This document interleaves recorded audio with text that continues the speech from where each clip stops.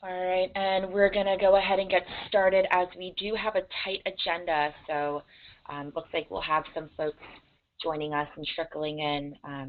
But good morning, everyone, and welcome to ARCCA's first learning session on the economic risks of climate change in California. We're so glad to have you join us as we dive into this important and timely issue. My name is Julia Kim. I'm a project manager at the Local Government Commission who serves as a coordinator for ARCCA, and I will be moderating today's session. And a little bit about ARCCA before we begin.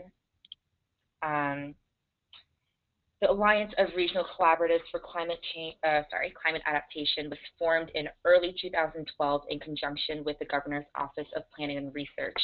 And this was out of the urgent need to prepare California for the emerging impacts of climate change. And ARCCA is a network of existing regional collaboratives from across California that are already coordinating and supporting climate adaptation efforts in their own regions. And they're working to enhance public health and protect natural systems, build economies, and improve quality of life. And the regional collaboratives that you see listed here have come together to amplify and solidify their individual efforts, as well as to give a stronger voice to regionalism at the state and federal levels. ARCCA supports and strengthens this important work, and we encourage you to get in touch with us if you are interested in forging a new regional partnership. This is the first webinar of our learning session series this year, and we have an exciting agenda for you today.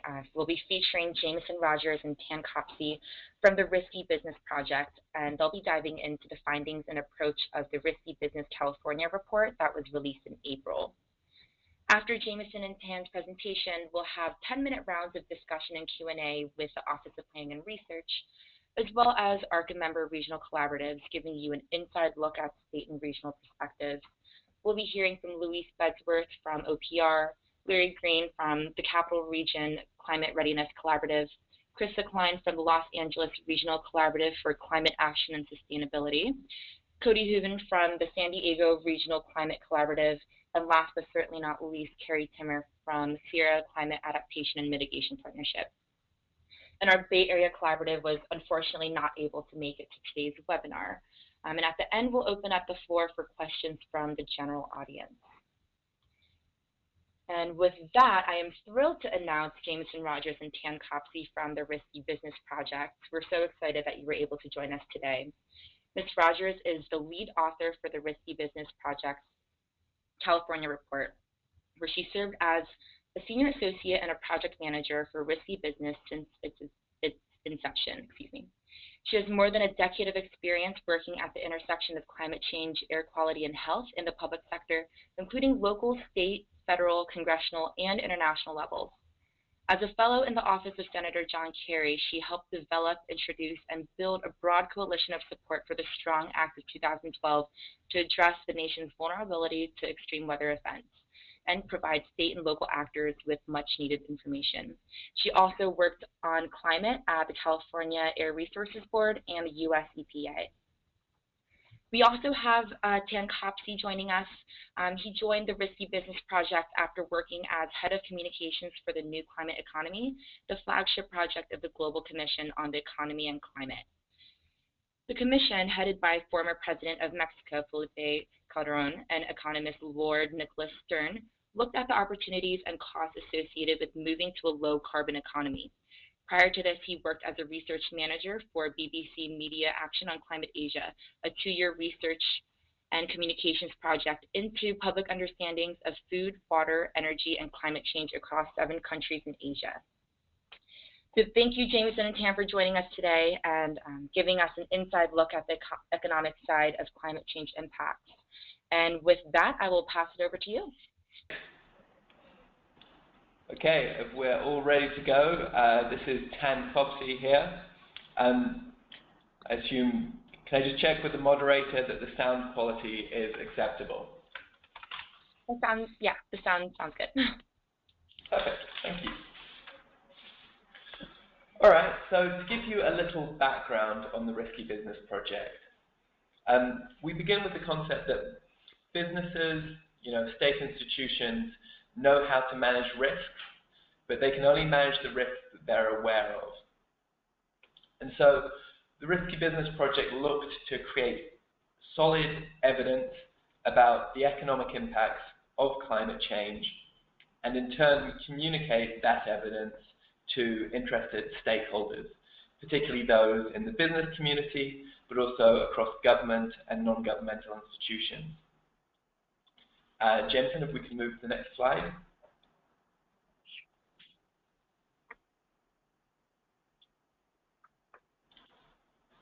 A core part of the Risky Business Project is also that it's non-partisan, and it's also focused on core audiences in the business community. The idea is that we would take a risk assessment approach to provide solid, actionable data that would really inform economic decisions in different institutions. If we could move to the next slide. One of the strengths of the project is that it's non-partisan and it brings together some unusual players. It's headed by Hank Paulson, Mike Bloomberg, and Tom Steyer. And while they have different political parties and positions, they agree on the importance of beginning to deal with climate change risk. So they commissioned the Rhodium Group, who undertook a lot of the research for us, to take a classic business risk assessment approach, building on the best from a variety of disciplines, combining the best climate science models with the best econometric analysis. Initially, they did a national report and looked at the impacts on the economy as a whole of the United States through to 2100, providing regional and sectoral detail, as well as geographic granularity at the regional, state, and county level. What we'll see in a moment is some of that geographic granularity when we look at California. In addition to that, they looked at key sectors that are likely to be affected by climate change, including energy, agriculture, and coastal infrastructure, as well as things like labor productivity and heat-related mortality. The important thing to say here is that we're assessing risk without dictating solutions. Part of being non-partisan is, understanding that each of our co-chairs and our risk committee members, they'll agree on some solutions, they won't necessarily agree on all. And in a way, that's one of our strengths. A key point to make here is that whilst we focus primarily on businesses and their workforces, as well as sort of, let's say, state institutions, it's important to remember that there are also vulnerable communities who will be affected by climate change and who are not necessarily encapsulated in the scope of this study, but that there will be kind of distributional effects that will negatively impact them as well. So whilst they are not incorporated within the scope of what we do here, it's important to recognize the effect climate risk may have on them as well. I'll now pass over to Jameson, who will take you through some of the risk assessment, the approach, and our findings for California. Great, thank you, Tan. And before I dive into some of the details of the risk assessment methodology and findings, I'd just like to take a quick chance to thank you for the opportunity to present, to let us present on the Risky Business Project's findings for California. All of you on the call are at the forefront of addressing climate risk here in California, so Tan and I are really looking forward to a robust discussion with you on our report. And as Tan mentioned, I'll present an overview of our approach and findings at a somewhat high level, and I'm happy to go into more detail in the Q&A. So as Tan mentioned, we took a classic risk assessment approach to quantifying the economic risks of climate change in California. And we did this in part because it's an approach that businesses, investors, and public sector decision makers regularly use to evaluate the potential impacts of events, particularly when uncertainty exists and there's a range of possible futures. So by focusing specifically on risk, climate change can be included as one of the many risks that is considered in their current decision-making processes, rather than creating an entirely separate process for thinking about climate change. And as Tan mentioned, we believe that once they understand these risks, the business community will know how to act to reduce their exposure to negative impacts. Risk assessment is also a really helpful framework for considering the impacts of climate change, since it has long tail risks and a range of possible futures with varying probabilities. In our assessment, we provide data on the most likely risks, so the 67% chance, and tail risks, so 1 in 20 or 5% chance, and these are the low probability but high cost risks that as a result could have significant impacts. And the focus on tail risks, it's not unique just to climate change. Households and businesses take out insurance all the time to protect against risks that they deem to be unacceptable, such as flood or fire risk. And as you can see on this graph on the screen, the longer we delay action, the more the tail risks grow, so that over time the extremes become the new normal, that is the curve shifts, and new extremes emerge in their place. And businesses need to be planning for both the most likely and tail risks in order to ensure that they remain successful in a changing climate. And that's especially true for long-term capital investments that'll last for decades, such as utilities deciding on the location of energy infrastructure or their PPAs, or bond raters evaluating new projects. These longer-term investments will both influence climate change and be affected by a changing climate. So as Tan provided a high-level overview of this, I'll go into a little bit more detail. In order to provide the decision makers with actionable risk data, the research team took an interdisciplinary approach that, for the first time, combined the best available climate science projections through 2100 with historical impact data or econometric data and private sector modeling to project the financial risk. And this analysis is different from past economic analyses in 3 ways. First, it takes advantage of recent advances in climate science and econometric research that have been made in the past couple of years.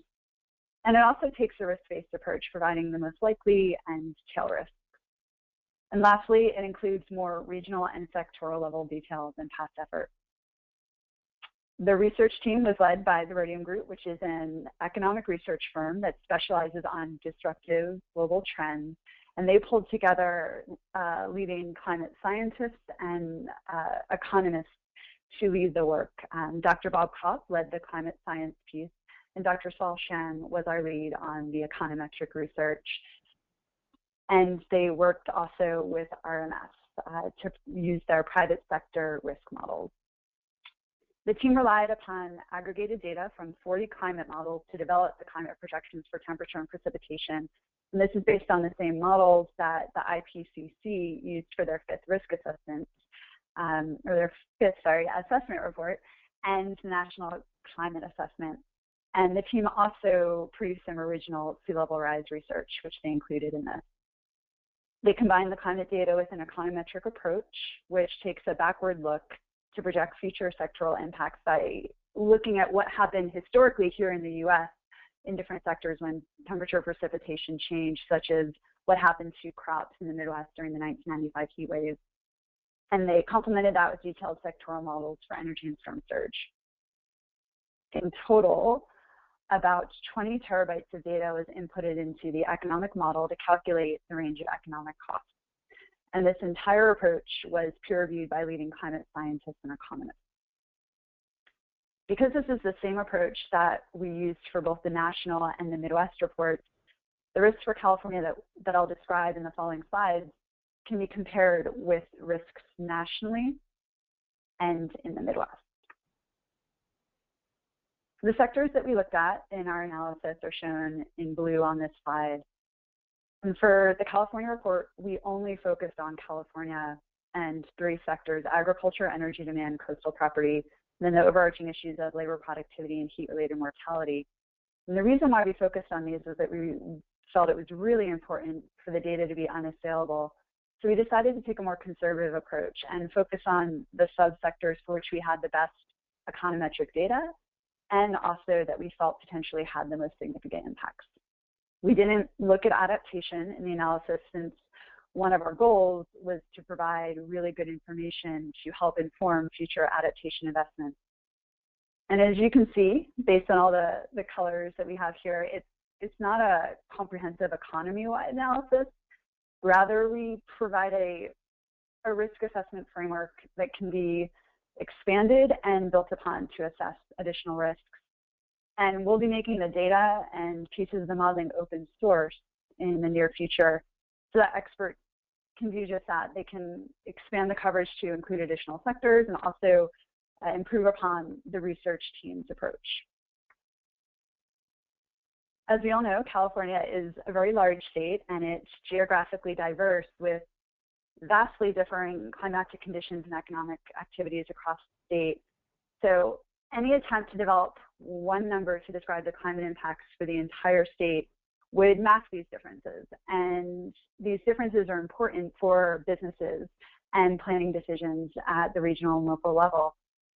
So to better understand the diversity of risks and provide data that would be useful to businesses, we divided the state's 58 counties into 7 regions, and we based those regions on the major climatic and geographic features, as well as economic characteristics and population centers. We also wanted to keep the counties whole rather than dividing them, which is why the county that includes Lake Tahoe is in the Sacramento Valley as opposed to the Sierra region. And each region also had to meet a minimum area requirement in order to provide the resolution that our research team wanted for their calculations. ARCCA also encourages a similar regional approach to climate risks, albeit with slightly different definitions of the regions. And once the data and modeling is available online, we'll have some county level data. ARCCA members should feel free to use it to inform their regional work. And our analysis found that if we continue on our current path, California will experience not one, but multiple serious economic risks from climate change across the different sectors that we analyzed. And the risks will vary by region. They won't be spread evenly, but no region will be left untouched. And I'll quickly walk through some of our findings in the next slide. If we stay on our current emissions path, by the end of the century, average summers in California will be hotter than summers in Texas and Louisiana today, and the average number of extremely hot days will likely double or triple. And as you can see on the map on this slide, the increases won't be felt evenly across the state. For instance, the inland south will be hit hardest by temperature increases. It currently sees about 4 months of days greater than 95 degrees Fahrenheit, and by the end of the century, we'll likely see up to half a year of extreme heat. Meanwhile, the San Joaquin Valley, which is home to 8 of the top 10 ag counties in the state, and more than half the state's agricultural output, will likely see up to 3 to 4 months of extreme heat. And the Sacramento Valley will likely see up to 3 months as well by the end of the century. As you can see, the coastal and Sierra regions will see less severe increase in the number of days greater than 95. Increasing temperatures will also mean fewer cold days and nights, including during the winter time. And this will result in a likely 60 to 90% decline in the average number of days below freezing statewide. And the largest likely decrease will be in the Sierra region, which will likely see a more than 70% drop in days below freezing. And this will have a critical impact on the region's snowpack, which is a vital water reservoir for the state. And it'll also have significant impacts on the state's winter tourism and recreation industries. Warmer temperatures will also cause sea levels to rise as oceans expand and land ice melts. With the coastal counties in California home to 85% of the state's population and 80% of the state's GSP, the risk to California's residents and the economy are considerable. We found that if we continue on our current path, between $8 to $10 billion of existing property in California today will likely be underwater by 2050, with an additional $6 to $10 billion at risk during high tide. And this number increases to $19 billion below mean sea level by 2100, and a 1 in 100 chance of more than $26 billion at risk, and a total of $68 billion at risk at high tide. And as with other impacts that we've seen, the amount of sea level rise won't be uniform along the coast because of the differences in local land movement up or down. San Diego and San Francisco are likely to see the biggest increases. And as you can see on the slide, they have about a 1 in 100 chance of more than 5.5 feet of rise by 2100. And sea level rise, as we know, will also place coastal infrastructure and water resources such as the Delta at risk.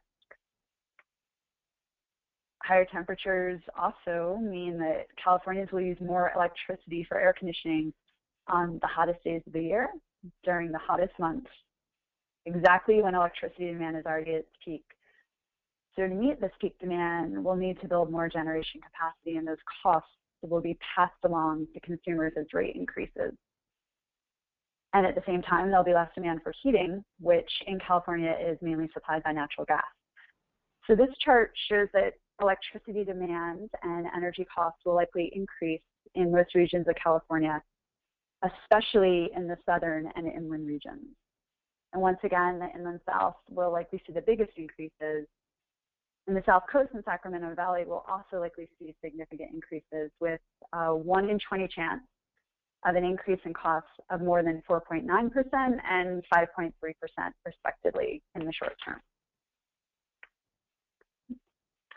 The North Coast, on the other hand, will likely see decreased electricity demand and energy costs since it relies more on electricity than natural gas for heating. And drought and wildfire will also stress electricity generation in the state, as will higher temperatures that'll render power plants and transmission lines less efficient at the same time that demand is going up. However, we didn't quantify these impacts. In regards to agriculture, California is an agricultural leader in the U.S., providing 1/5 of the nation's supply of dairy, nearly 2/3 of its fruits and nuts, and over 1/3 of its vegetables. At the same time, the sector is also one of the most climate-sensitive major economic sectors in the state, in part because it relies heavily on irrigation and the fact that the current geographic distribution of crops, both in California and across the U.S., reflects their optimal temperatures for growth. So any changes in terms of warmer temperatures have the potential for significant impacts. Moreover, many of California's high-value crops are perennials, which require several years to mature and watering throughout the year. So they can't easily be fallowed during dry years like annual crops can. Consistent with our national and Midwest analyses, we examined the impacts of changing temperature and precipitation on 3 major commodity crops that are ubiquitous across the U.S. And those are cotton, corn, and wheat. We found that cotton and corn are strongly heat sensitive, and without significant adaptation, they'll likely see significant yield losses throughout the century. California's wheat crop, on the other hand, actually thrives under these conditions because it's mostly winter wheat, which is planted and grown during the cooler months. None of these impacts that I just described, though, account for the potential effects of changes in water availability, which is one of the biggest concerns for California farmers. We also reviewed the literature for impacts on several specialty crops and found them to be sensitive to changes in temperature and water availability at specific critical stages of development. For example, orchard crops, which are another really valuable crop in California, require a certain number of hours below 45 degrees Fahrenheit, and these are called chilling hours.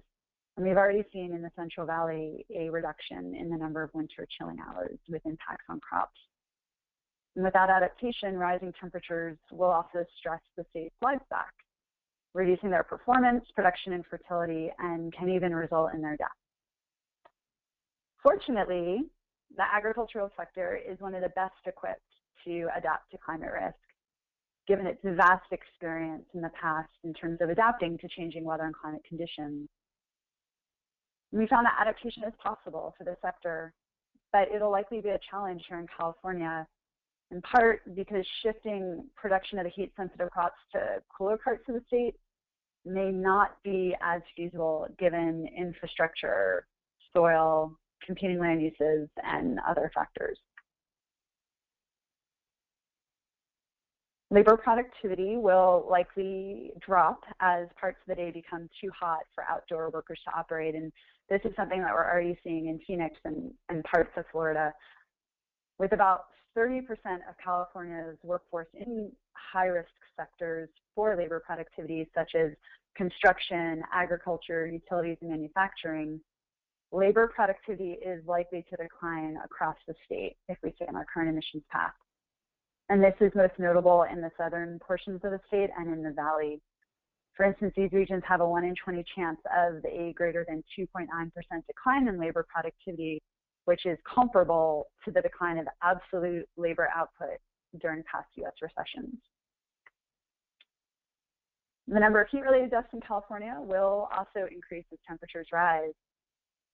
Heat is the #1 weather-related killer in the US, and California saw this firsthand during the 2006 heat wave, which resulted in hundreds of deaths in the state. Looking ahead, if we stay on our current path, California will likely see up to 7,700 additional heat-related deaths per year by the end of the century. And this is more than twice the average number of deaths annually in the states today due to traffic accidents. And almost half of these will likely occur in the South Coast. With California experiencing one of its worst droughts on record, there's a lot of discussion about the impact of climate change on current and future water availability in the state. In fact, potential changes in the predictability and the reliability of our water supply present one of the greatest climate risks to the state right now. Our report's discussion of these risks is largely quantitative, and that's because when the research team began their analysis, the necessary hydrological data from the best climate models was not yet available. So instead, we reviewed the best science that was out there and found that there are a few things that we can say about the impacts of rising temperatures, such as we know that warmer temperatures mean more precipitation will fall as rain rather than snow, with serious implications for the state's snowpack, which is a major reservoir for our state's freshwater. Snow will also melt earlier in the season, and there'll be greater rates of evaporation from our soil, our lakes, and our reservoirs. And recent studies have shown that rising temperatures are already increasing the likelihood of drought conditions, and will do so even more in the future here in California. We also found in our review that the impact of climate change on precipitation patterns is a little bit less clear. The research team did do some original research looking at the changes in precipitation that are anticipated across the regions, and found that most regions will likely see a decrease in precipitation during the spring, which is the second wettest season, and the fall as well. Other research shows that California should expect to see more heavy storms, which could increase the number and severity of floods in parts of the state. And the scientific literature also highlighted the potential impacts of changes in precipitation and temperature on the state's water quality, and this is a trend that we're already seeing in Lake Tahoe. The good news is that if we take immediate action on climate change, and that includes early investments in resilience, action to reduce greenhouse gases, we can reduce the worst risks. For example, we found that moderate emission reductions can significantly reduce heat-related impacts. Other impacts such as sea level rise over the next several decades are unfortunately basically locked in by past emissions, so we'll need to adapt to them, which means that both adaptation and mitigation will be critical. And as Tan mentioned, Risky Business is calling on business leaders and policymakers across the US to examine their climate risks and help lead the way in reducing these risks. Here in California, you're already leading by example through your aggressive efforts to reduce greenhouse gases, to transition to clean energy, and to help prepare for a warming world. And given the magnitude of the climate risks that we've described, there's definitely still more to be done. We see a huge opportunity for the state's business leaders and policymakers to model climate resilience for the rest of the nation and the world, and continue to push on the US to be a global leader on climate change. So in order to encourage this type of response in the business community, the co-chairs, risk committee members, and project staff have engaged business leaders on our findings over the past year. And in the next few slides, we'll briefly talk about some of our lessons learned and our engagement efforts. Prior to the release of our national report last June, we commissioned an independent survey of bond market professionals, that includes raters, issuers, and investors, to inform our outreach to the financial community. And these findings show how one segment of the financial community is thinking about climate change. We recognize that business and financial communities are not monoliths. They all come at this from very different angles. But I'm showing this research because I think it helps provide some useful insights into at least how one segment of the financial community is thinking about this. The survey itself found that there's a vast majority that believe that climate change is indeed happening and will have an economic impact on their investments. For those that are not already thinking about or considering climate risk, one of the biggest factors was a need for more evidence and data and a standardized approach to the models. And when the models did consider climate risk, as you can see on this slide, it was often viewed as less pressing than other key risks to the bottom line. So the Risky Business Project is aiming to address these last 2 points through its robust, actionable data on climate risk and sharing that data through trusted messengers in the business community who can help underscore the importance of climate change as a priority issue for businesses. And this slide I just put up here because it provides a little bit more information into our research on why or why not bond investors, the ones that we surveyed in particular, are thinking about including climate change in their risk calculations. With that, I will turn it back to Tan to dig in a little bit more on the business engagement. Hello again, everyone. So, as Jameson outlined, we've provided business leaders and investors with, granular information and data on climate risk for the first time. But now what we're doing is we're trying to work to ensure that that information reaches the right people, that it reaches business leaders, and that these leaders can drive innovation in responding to climate change. I think the important thing to look at here is that there are a variety of approaches to how you deal with that risk. Again, I'm not saying we do not endorse a particular approach, but just to give you a sense of what's out there. Obviously, these kind of break between, adapting to changes in climate as they occur, and also attempting to mitigate climate change. One of the things that we encourage is increased disclosure of climate risks, and that disclosure incorporates things like risks to a supply chain of a very large business. We've been working with a number of partners, including people like Ceres and SASB, to establish a working group to encourage greater disclosure. And one of the strengths of the Risky Business Project is that we have people like Bob Rubin and Hank Paulson, who have real experience of things like SEC disclosure, who back this approach. What we feel is that better information about climate risks, better disclosure will inform, investment that will begin to deal with the problem. We hope that, by providing this information, we begin to unlock some of the more transformative power of innovation, which America and arguably California in particular is known for. Moving on.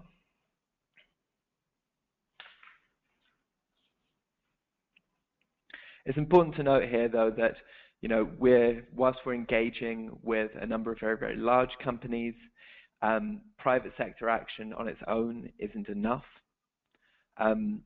Ultimately, climate change is a global issue with very local effects, and I would encourage everyone on this call to kind of, to acknowledge, but also to provide example of how they begin to deal with climate risk.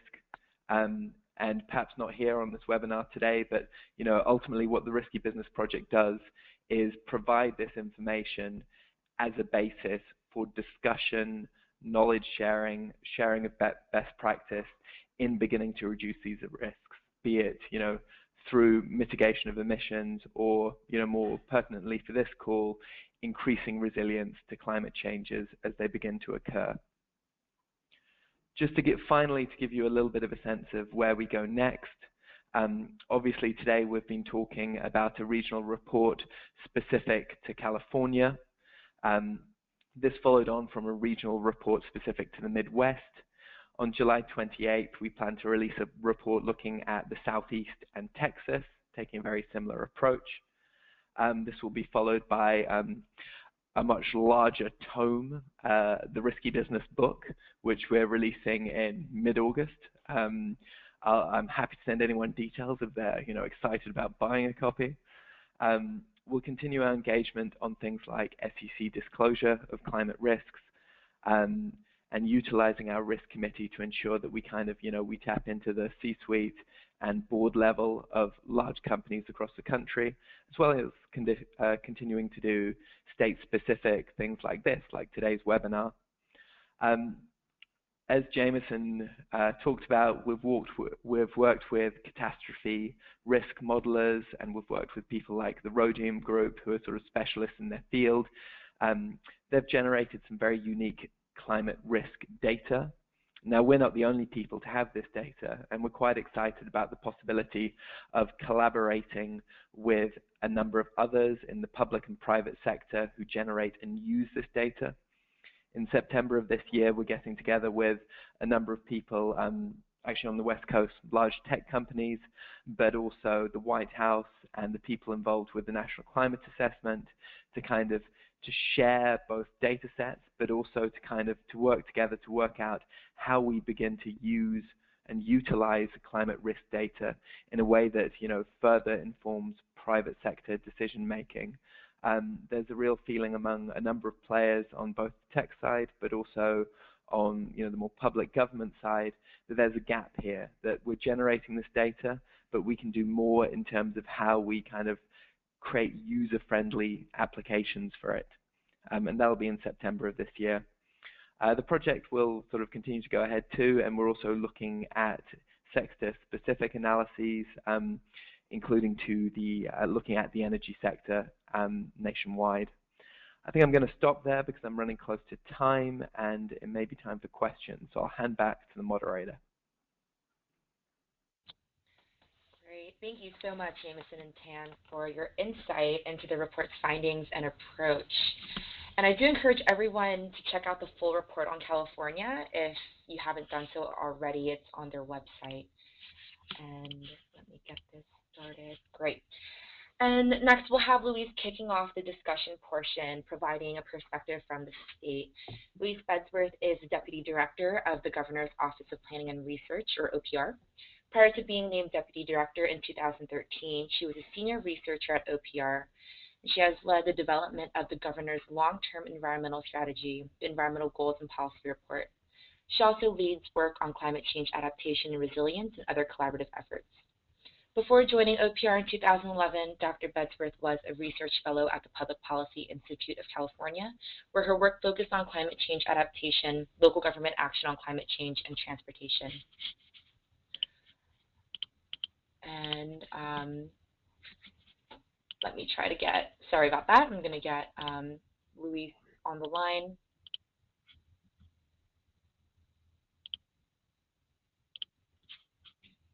Hi, Louise, are you able to unmute yourself?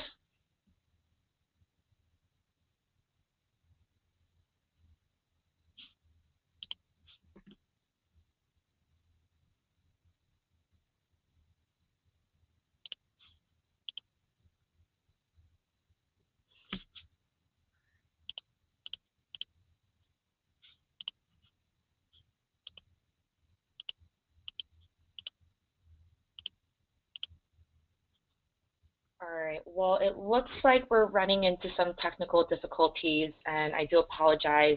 We'll have to troubleshoot this offline and have Louise join us after a couple of the other discussion rounds. So we'll skip ahead and go to the Capital Region Climate Readiness Collaborative with Larry Green. Larry Green is the Executive Director of the Sacramento Metropolitan Air Quality Management District. He is a past president of the California Air Pollution Control Officers Association and served as a permanent member on the board of directors. He also serves on the National Association of Clean Air Agencies board of directors as co-chair of the Global Warming Committee and is also the past co-president. All right, and Larry, I'll have you take it away from there. And you are unmuted. Okay, can you hear me okay? Can you hear me okay? Yes. All right, good. This is Larry Green. I am the Executive Director at the Sacramento Metropolitan Air Quality Management District, but in this capacity I serve as the Chair of the Capital Region Climate Readiness Collaborative. This is a collaborative that covers essentially the Sacramento Area Council of Governments footprint, which would be Sacramento County, Yuba Sutter counties, Placer, El Dorado, and Yolo counties, and potentially a bit of Solano County. So we would fit the sort of in the Sacramento Valley area that you saw in the previous slides. We have been working hard in our region, along with ARCCA, to raise up amongst a range of public, private, and nonprofit organizations the emerging idea of climate adaptation. And I think that we have a good momentum up. We have quite a few partners now. And when we hold quarterly meetings, we're getting 40 to 50 people there. And anyone on the call who is interested is certainly welcome to join us. You can see our website there, and we are very interested in increasing the number of partners that we have in our region. The kind of things that we have been working on in the Capital Region are a climate readiness initiative, a business resilience initiative. This is associated around the fact that the Capital Region is one of the primary places around the nation that's at risk for flood, but we also see fire, of course, water, and heat effects. And all of these risks have particular impacts on our business community. Large businesses have the ability to have people on staff who look at those, but medium and small businesses don't, as was shown during Sandy and Katrina. So we are working with our Chamber of Commerce and a group of other organizations to try to include our medium and small businesses with to give them an easy tool to find out what their risks are and what they need to do to be prepared for the future. Particularly interesting in the Capital Region right now because with a El Nino underway, we are looking at the potential for a very wet winter, we hope. But as many people in our region know, coming out of a drought situation, we often go into a flood situation, a lot of water, and in the Capital Region, that's going to be particularly impactful. We've also looked at water use in the area, and we're working very closely with our Civic Spark people that have come to the Local Government Commission on a range of projects associated with trees, helping communities in our region to update their climate plans to add adaptation, and some other projects. Again, we welcome any new partners and stand ready to answer questions and help. And we've been very happy to be part of the ARCCA network in California. And that's all I have.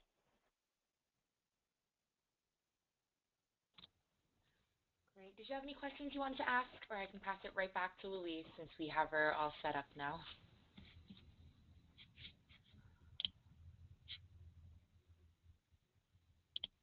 All right, then. Louise, can you hear me? I can. Can you hear me?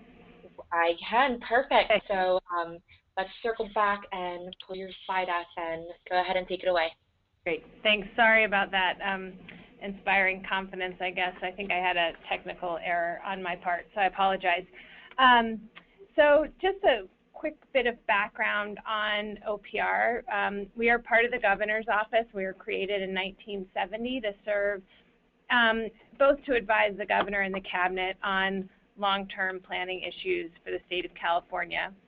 And so we work on in a number of different areas, do a lot of coordinating across state agencies. We are also the primary liaison with local governments. We do that through our work on general plan guidelines as well as on the development of guidelines for the California Environmental Quality Act implementation.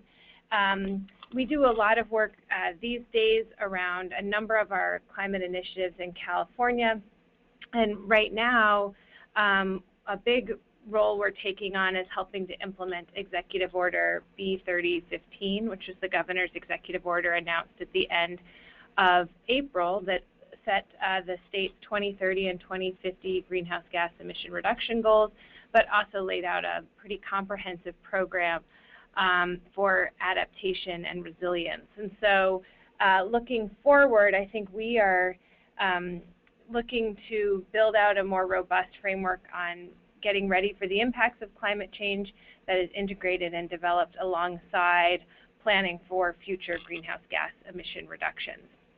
And I won't go into all of the different pieces of that, but that is a big priority of ours right now. So I want to thank Jameson and Tan for doing this webinar. It was really interesting, and I think the reports that you guys have produced have just been incredibly valuable and brought a really important perspective and voice to the dialogue. And so I guess I have a few questions that I would just love to throw back to you guys in terms of discussion, particularly from the state's perspective. And so a couple of them, and I think they're all related, so maybe I will just say them all at once, and then we can sort of go back and forth on them. The first, I guess, is if you guys would want to talk a little bit more about what you see the state's role, so the state of California's role being in boosting economic resilience specifically. I think we're doing quite a bit on resilience generally, but if there are specific things we should be doing in thinking about economic resilience. And I know that's tied to a lot of the things we're already doing with the work with the agricultural sector and the specialty crop work that the Department of Food and Agriculture has been doing, for instance, but I don't know if there are specific pieces there. Another question that I will throw out there is that we talk a lot, when I say we, I think at the state level, about engaging the private sector in the work that we're doing. And then I think when we take a step back, we all say, okay, what exactly does that mean? And what is that? So of course there's the idea of let's get some of our big companies and maybe we can help get financial support. But I think if we were truly, genuinely going to engage the private sector, what would that look like? And what do you see as some big opportunities for the state? Because I think that's an area where we need to be doing more work. And do you have recommendations for how we can really start doing that in a meaningful and genuine way? And then finally, my last question has to do, I think, with what you were touching on at the end there, Tan, the work that you're talking about with the National Climate Assessment. Is California is launching later this summer. The request for proposals will go out for our 4th comprehensive climate change assessment. And so we've prepared assessments alongside, in a similar manner to the National Climate Assessment, but for California, using our own downscale data, and then doing some sectoral studies as well as some regional analysis and vulnerability assessments.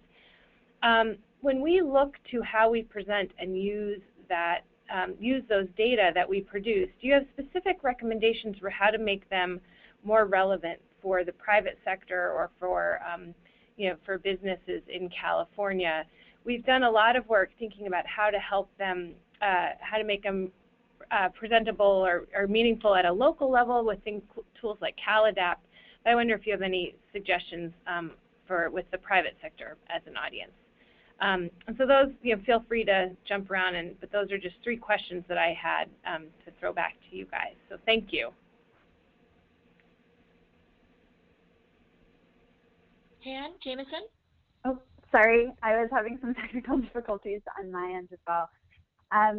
Well, I will let Tan definitely talk about how they're engaging the private sector and the work that they're doing with the National Climate Assessment.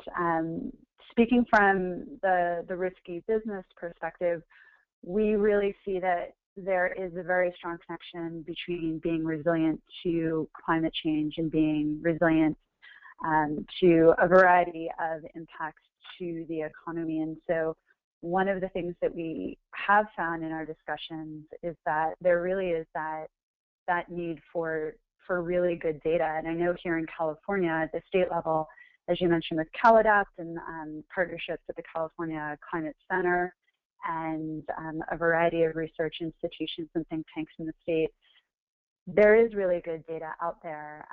And creating data, creating information that can be put into that risk-based framework that can be considered along with a variety of other economic risks that the businesses think about when they're making their decisions, when they're looking both over short and long term. I think that that's something that would be incredibly helpful. And it sounds like with the RFPs coming out later this summer, that's something that the state is definitely thinking about. So for us, that's really exciting.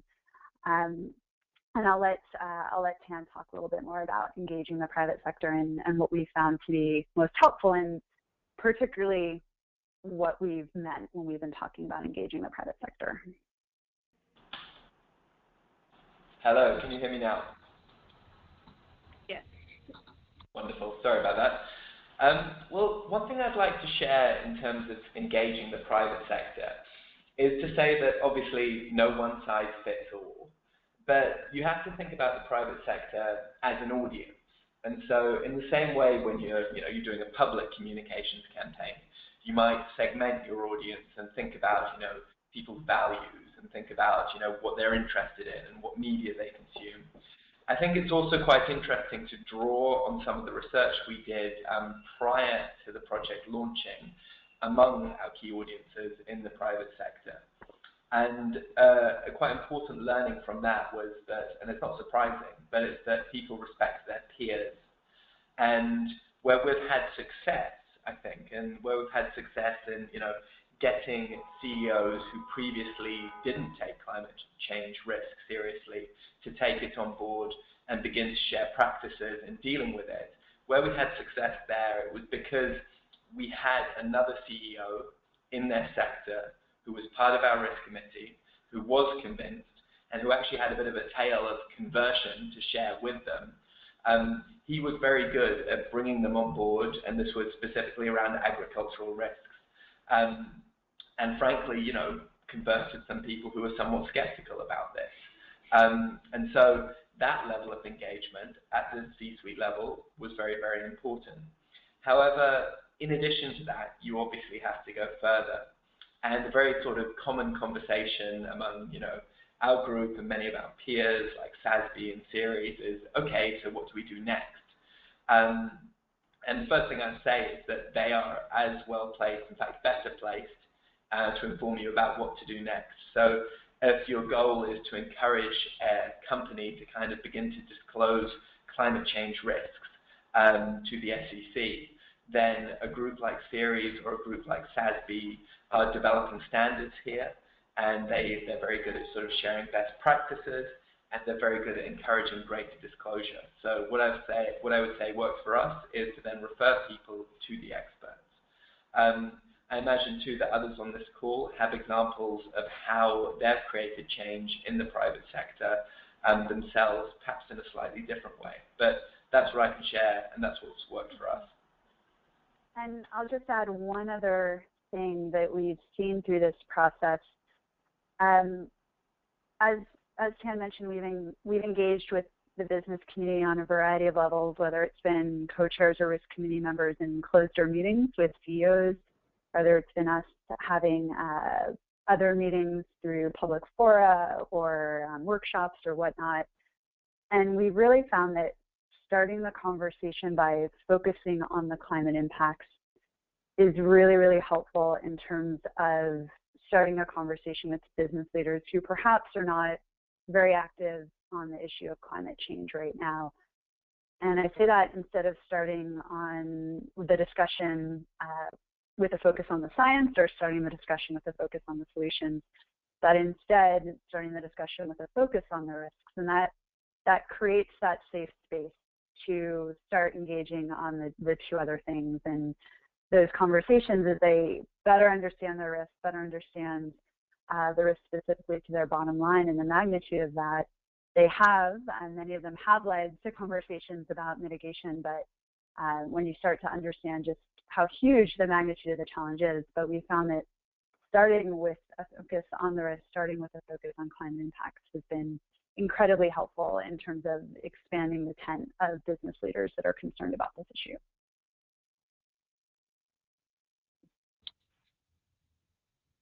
Great. Well, thank you guys so much. I really appreciate you taking the time to do the webinar and presenting the results, and look forward to seeing what more you guys have going on. Great. Thanks, Louise, and Jameson Tan, of course. And next we'll have Krista Klein from the Los Angeles Regional Collaborative for Climate Action and Sustainability. Quite the mouthful. Krista Klein is the Managing Director of LARC, also known as the Los Angeles Regional Collaborative for Climate Action and Sustainability. The LARC, which is housed at UCLA's Institute of the Environment, brings together leadership from government, the business community, academia, labor, and environmental and community groups to encourage greater regional coordination on climate change mitigation and adaptation throughout Los Angeles County. The LARC emphasizes the use of research and data to influencing local, regional, and statewide policies around energy efficiency, water conservation, the reduction of greenhouse gas emissions, and action on climate change. And Krista, I'll let you take it away. Hi, everybody. I hope you can hear me. My audio's been spotty, so if you can't hear me, I think Julia is going to let me know as soon as she can. So thanks for joining us today. I'm Krista, and I'm the Managing Director of the Los Angeles Regional Collaborative for Climate Action and Sustainability. We go by LARC. We know we have a long name, so we call ourselves LARC. As Julia said, we're a membership organization, and you can see a snapshot of some of our members there on the slide. We're growing, so we have a couple more folks to add to that list, but that was our group as of a couple months ago. So we're growing. We're adding some additional non-governmental organizations and community-based organizations lately on the work that we're doing. A lot of work here is taking place in Los Angeles. LARC exists to bridge a lot of that work and connect a lot of that work together so that we all understand the different arenas that we're working in around climate, the different sectors that are areas. Krista, we're losing you a little bit there. Could you repeat your last one?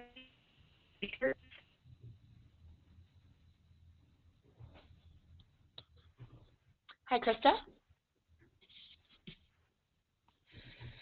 I'm so sorry, everyone. It looks like we are having quite a few technical difficulties. It looks like Krista got kicked off her phone, and it looks like she is rejoining on her computer. Krista? Hi, you there? Yes, you are unmuted. Okay, great. I just switched to the microphone on my computer, so is this better? It is better, yes. Okay, great. So I was saying that we not only bridge the information taking place throughout the different sectors of climate work, but the different types of work being done, from academics and researchers doing a lot of work on data and information management, to practitioners and decision makers in the local government, regional agencies, and a lot of the support work taking place with the non-governmental organizations, nonprofits, community-based organizations. So just to make sure the folks working on climate issues throughout the LA region, being LA countywide, know the work that's taking place in other arenas, other sectors, and then connecting with our state friends and our other regional collaborative friends. So that's what we do here at LARC. I do have a couple questions for Jameson and Tan. Because we're so focused on research and data and understanding the importance of that here in LA and bringing that to policymakers and decision makers, have you studied which programs, California is investing in a lot in reducing our climate risks. We have greenhouse gas reduction fund through cap and trade auctions. There's a lot of different tranches of funding in that. Have you studied which programs within that are going to be the most effective at reducing our climate risk? Is that something that you have studied or wish to study? So this is Jameson. We have not actually looked at the different climate actions that are going on in California at a very granular level in that way. what we sought to do through our analysis, at least at this point, is to really provide the climate risk data that can then inform that decision makers at the regional and local level, such as the people who are involved with LARC, that they can then use that information, perhaps if they wanted to use it to inform those types of decisions. So we haven't done as much of a granular look in that way. I would also say one of the things that's helpful about the data set that we put together is that it is helpful in terms of looking at the climate risks across the different regions in California, and also looking at the climate risks across the nation. So, for instance, California compared to the Midwest or the Southeast, there's a lot of different types of analyses that can be done with the data. But that could be a really interesting project for folks that are part of the LARC collaborative to take on. Great, thank you so much. And a follow-up question to that, do you work with, I know you obviously reach out a lot to your business partners, business sector folks. Do you kind of reach the other direction to the academics and researchers to begin with to notify them or to let them know about data gaps that you're seeing and the desire to have additional information going forward to do more analysis on your end? Sure. So our research team actually had a much larger advisory committee of 16 of the leading climate scientists and economists in the U.S. And so there were a lot of some of the best minds on these issues that were part of developing the methodology and part of reviewing the methodology and identifying the gaps. And since the national report was released, our research team has been engaged. They've gone to lots of different conferences to present their research. They've had a lot of conversations. So we're excited that there's a lot of interest from the academic community in terms of this approach, and also pointing out the areas that could potentially be improved, or the areas where additional data could help us assess different sectors. And Tan can speak a little bit more to the book that's coming out. There's a partnership with Columbia University, and the research team is thinking through how they could potentially take this methodology as well and work with other researchers and apply it to other geographic areas. Great, thank you so much, and thanks for the work on this. It's going to be very helpful for the work we're doing. Thank you. Yeah, so just to add two things to that, Jameson is right. I think that there is real scope for this methodology to be applied, not just as we've been doing at the regional level in the United States, but also globally. I think it's quite, it's a strong methodology, and it works for a particular audience that needs to be engaged in a number of countries. And so they are looking at the option of kind of filling that gap, if you will. In addition to that, yes, we continue to kind of, reach out to the academic community, to researchers. I think that's another, when we get the data summit together in September, a lot of interested parties in that world will come together with the private sector. One final thing to say is, the conclusion of almost all research is we should do further research.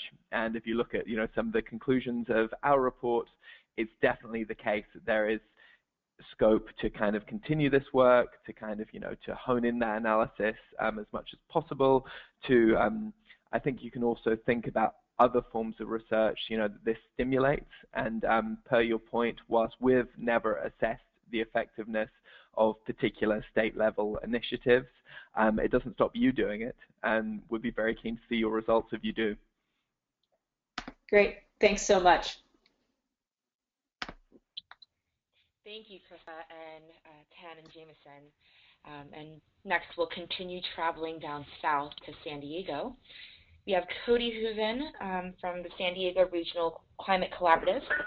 She is the Sustainability Manager for the City of San Diego. She coordinates sustainability planning and policy,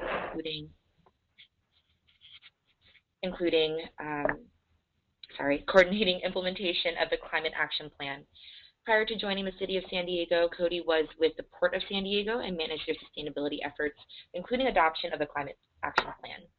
Cody works on various collaborative efforts in San Diego and statewide, including as a founding member of the San Diego Regional Climate Collaborative and in turn ARCCA. All right, Cody, the floor is yours.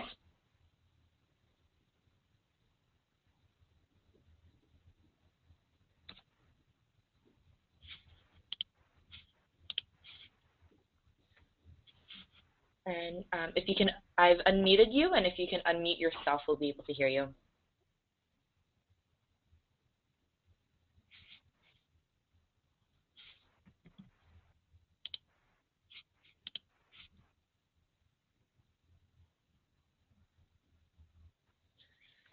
And it looks like we unfortunately lost her. I really do apologize for the technical difficulties that we're having for today's session, and I'll give her a second to see if we can get her back on. Just a minute.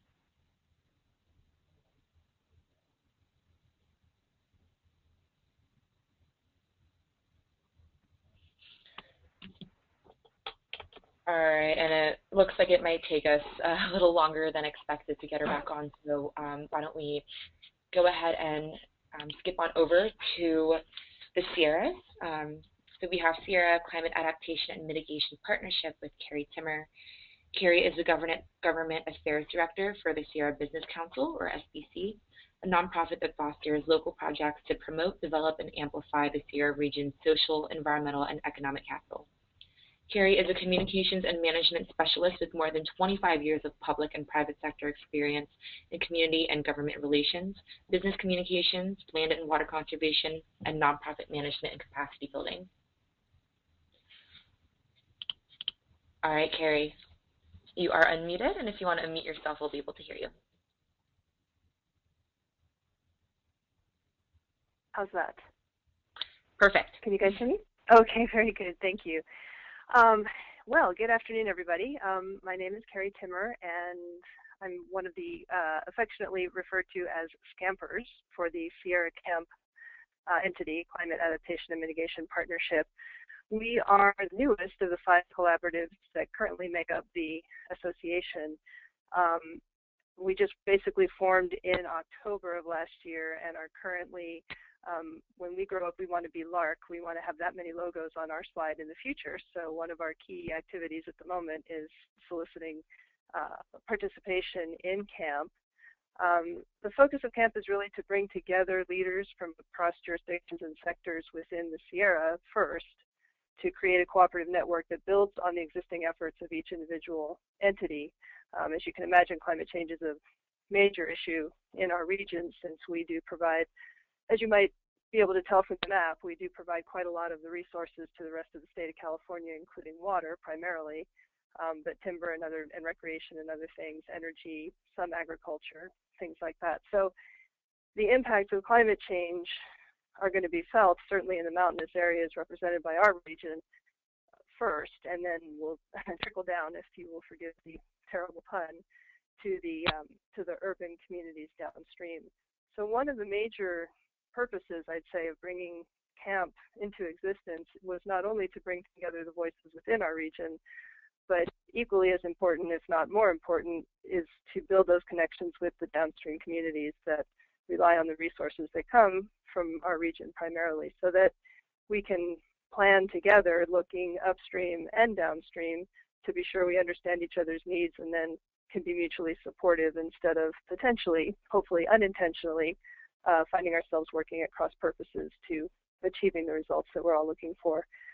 So currently CAMP is an initiative of the Sierra Business Council, for whom I work. Diana Madsen is the project manager, and SBC provides basically the strategic, administrative, and fiscal support for the organization as it's getting off the ground. Very quickly, a couple things that we're working on in addition to soliciting participation. We felt that we needed to have the underpinning of some key plans and documents that would provide rationale for people to understand what we're trying to achieve and be willing to work with us. So we're involved in an intensive 10-month process for developing a climate adaptation plan as part of Climate Solutions University. We're also working with various state agencies on rural policy, particularly as it relates to legislation, the state budget, and various agency reports and guidelines. And then we are doing a fair amount of outreach on conservation and policy issues through town hall discussions and webinars and things like that. So we're trying to build, a there, and at the same time start bringing people on board to help us out.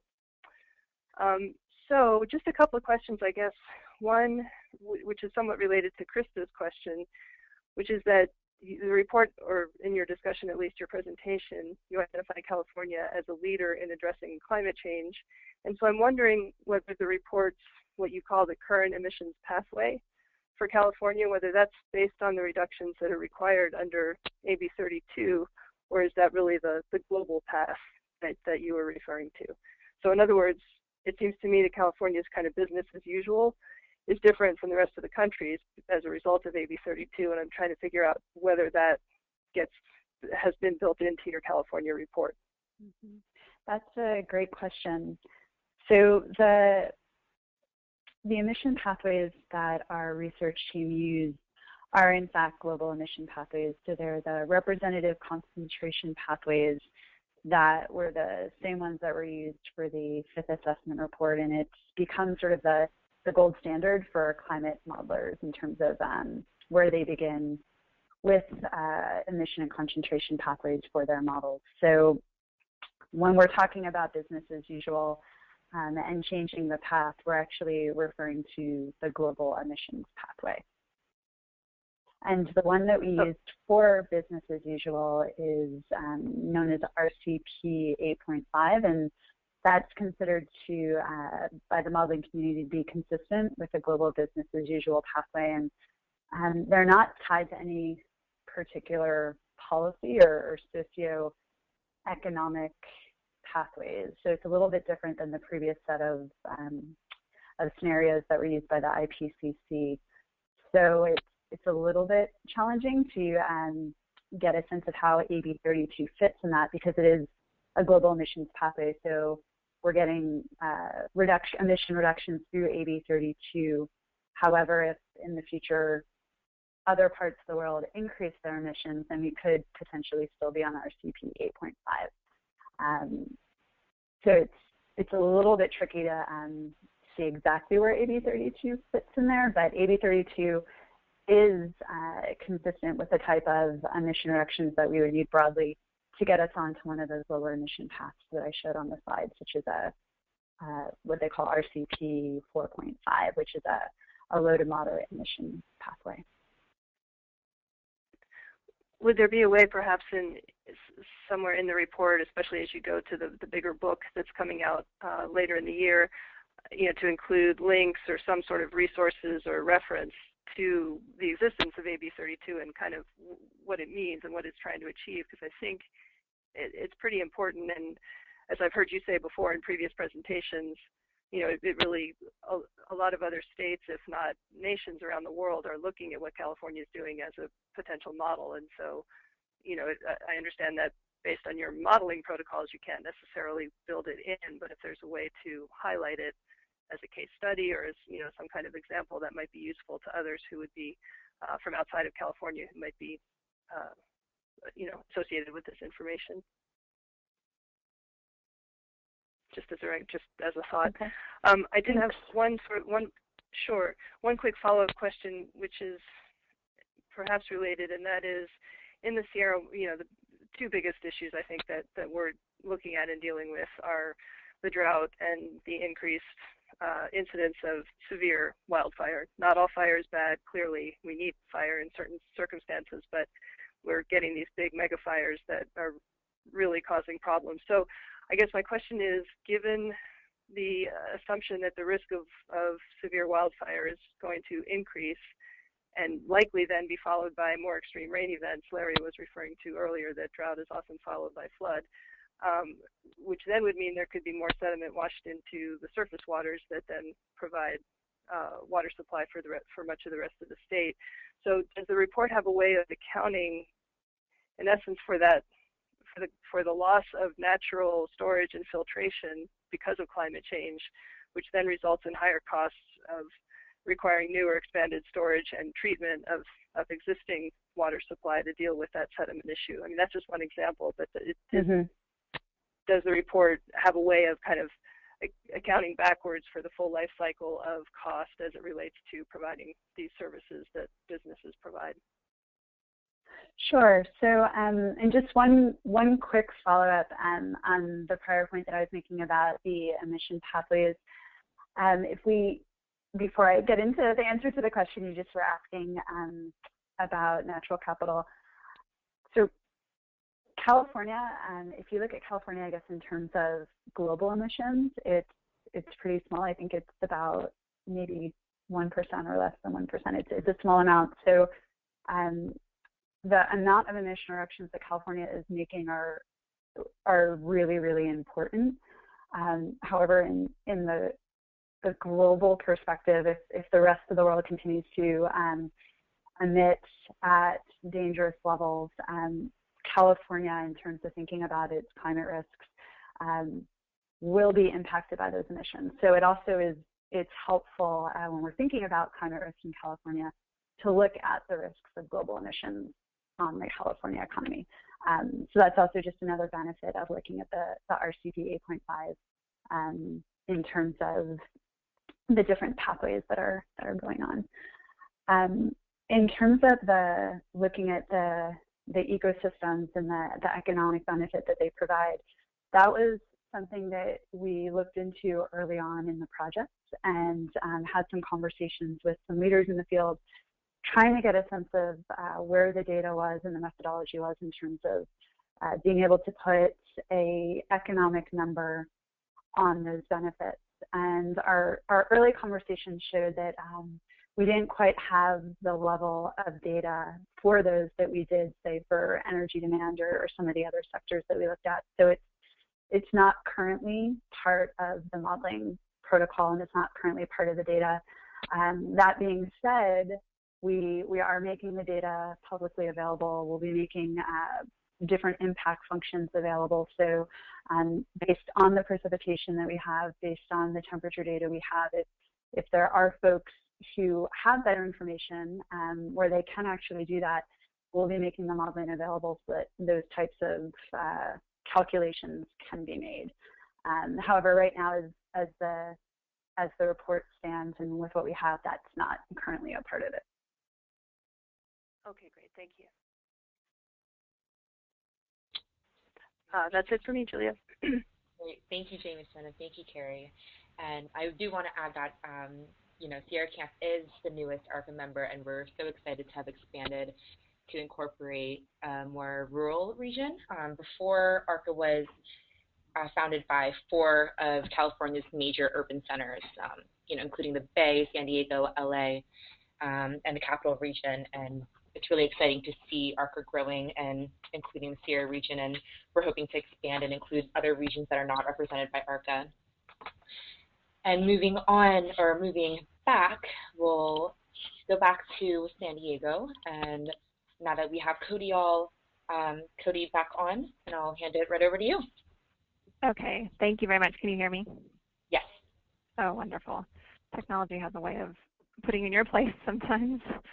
So it's very exciting to see so many people on this call. It means there's definitely a lot of interest in this topic and exploring this further, so I'm happy to see that. So as Julie mentioned, I'm Cody Hooven. I'm the new, relatively new, sustainability manager at the City of San Diego.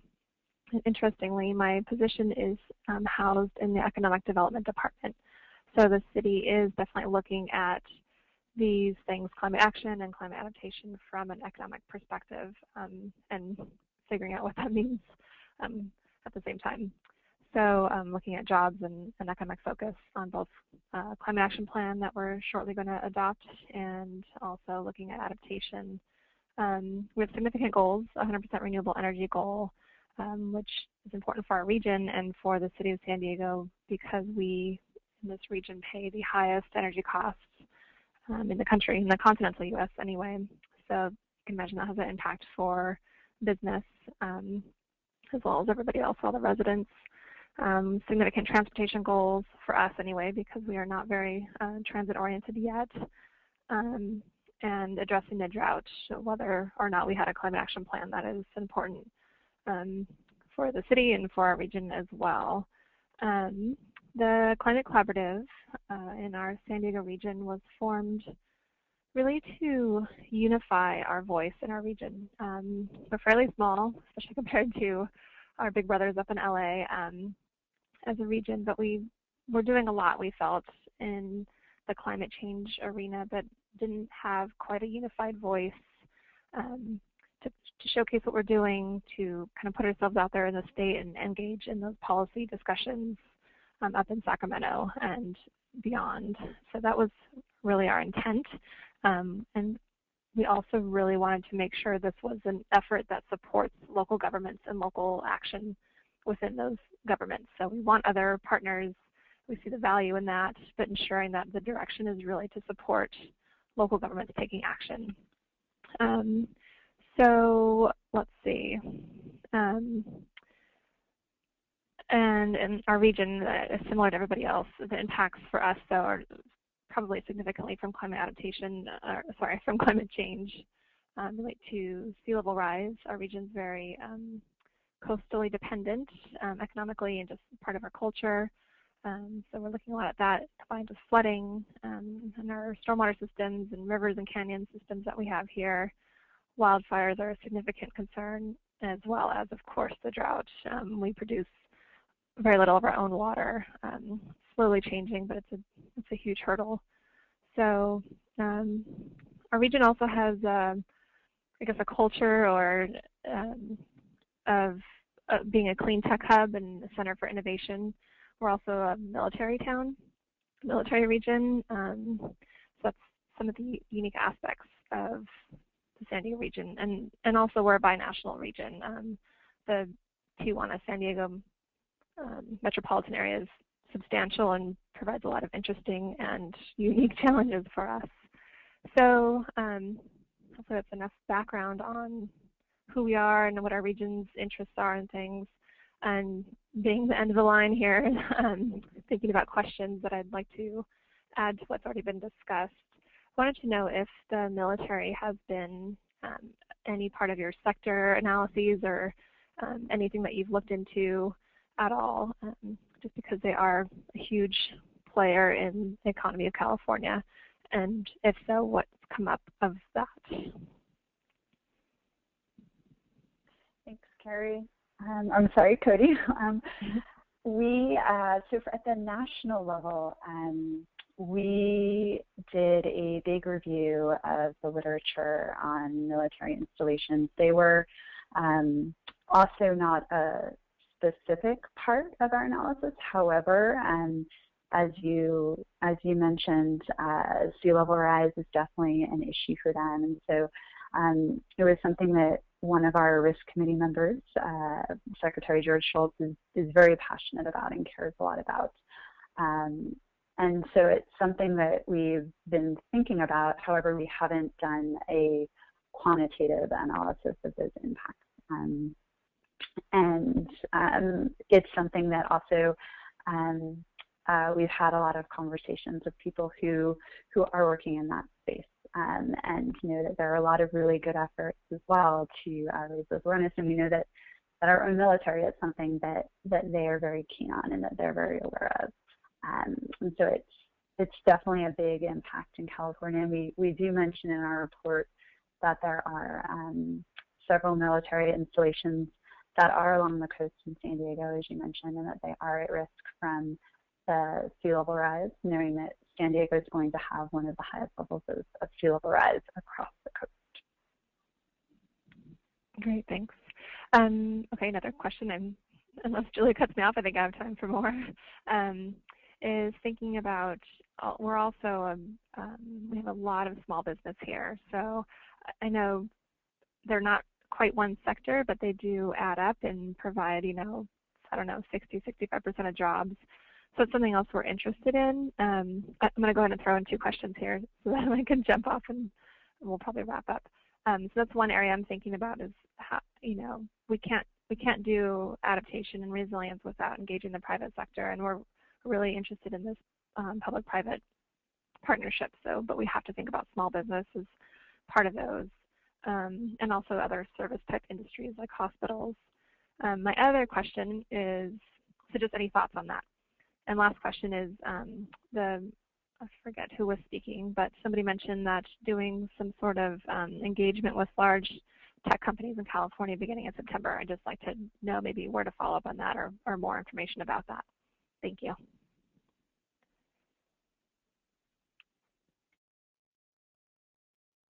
Tam, do you want to respond to that one? Yeah. Well, just one thing I would say is that in 5 minutes, when we finish this call, I do have a call with an association of small businesses. So just be mindful of that. That's what we're doing next. Yes, absolutely. They're part of our program of outreach. Obviously, it's a lot more difficult to do in, as complete a manner because there are just so many of them. And it's also often quite difficult to generalize. As much as possible, what we encourage in conversations like the one I'm about to have is sharing of experience and solutions that perhaps can be applied, if not across the board, then to subsectors of small businesses.